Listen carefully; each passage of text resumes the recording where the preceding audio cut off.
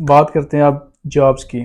क्या लगता है कि आपको जॉब्स का सीन बुरा है या अच्छा है? आजकल मार्केट कैसी जा रही है? और जॉब्स की मैं बात करूँ तो अम, यहाँ पे जो मेरी सिटी है, it's not a city, it's a town, Ilmenau. हम्म। यहाँ पे तो जॉब्स का सीन बुरा है अगर आपको जर्मन लैंग्वेज नहीं आती। लेकिन साथ, जैसे मैंने कहा, एक बड़ा सिटी भी है, वहाँ पे हैं अपॉर्चुनिटीज़। एक तो आपको वही बात है, थोड़ी कम्युनिकेटिव तो आनी चाहिए कि आप कम्युनिकेट कर सको, इतनी तो जर्मन आपको आनी चाहिए। ज़ाहिर बात है, आप एक जगह आ गए हो, उस चीज़ को इग्नोर करने से तो कुछ नहीं होगा। आपने रियलिटी एक्सेप्ट करेंगे, जर्मन सीखेंगे तो आपको फ़ायदा होगा। और अगर आपने लॉन्ग टर्म के लिए रहना है राइट।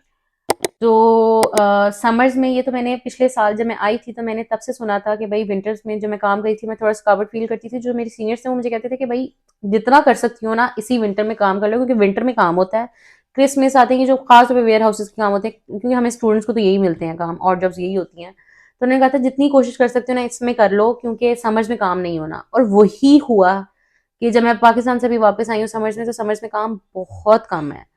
तो मार्केट वैसे तो सिर्फ इल्मनाव का ये हाल नहीं है, मैंने बहुत से और स्टेट्स में अब जो लोग हैं उनसे मुझे पता चला है कि और भी जगह यही हाल चल रहा है समर्स में। तो एक तो जॉब सीख करनी आपको आनी चाहिए, दूसरी बात ये कि आपको, आप रोज निकलो। जब आप रिस्क की तलाश में निकलते हो, मेहनत करते हो, तो रिस्क खुद आपके पीछे आता है।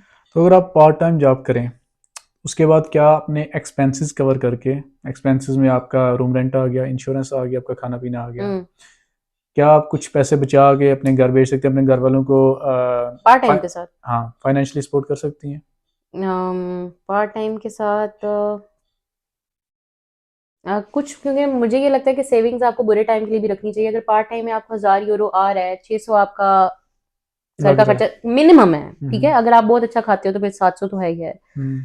तो 300 आई थिंक कि आपको इतना सेव करना स्टिल चाहिए कि वन आपके लाख आप सेव कर सकते हाँ हैं। हाँ, कि आप थोड़ा अपने जो है ना सेविंग में रखो, क्योंकि बुरा वक्त का कोई पता नहीं होता। और आप, कोई भी चीज़ आ जाती है, जैसा मुझे, मेरा प्राइवेट अपार्टमेंट था तो मुझे रिसेंटली, हालांकि मैं प्रॉपर रेंट दे रही थी, बिल पे कर रही थी, लेकिन मुझे फिर एक बिल आया है हम्म। जब मैंने वो अकोमोडेशन छोड़ी है। तो अब जिस तरह मेरी वीज़ा एक्सटेंशन भी आ रही है तो उसमें भी मुझे पे करना है फीस।